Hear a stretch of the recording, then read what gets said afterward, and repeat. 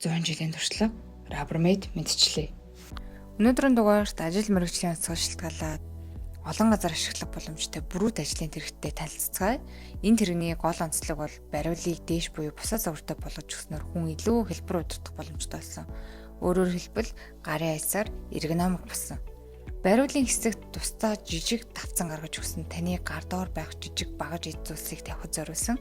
За бариулын хажууд үлгүүрийг байрлуулж өгсөн нь танд шаардлагатай ажлын хэрэгслүүдэд илүү эмгэгцэгцтэй зай ашиглалтыг зөв хийхээр тооцоолж хийж өгсөн байна. Энэ харагдаж байгаа дөрвөн талын баг нисгийн нүхнүүдэд та жижиг турбо төмөр нэмэлтээр хийж өгч ажиллахын шаардлагатай дамартай ус, утас, гинж зэрэгээ тавих боломжтой.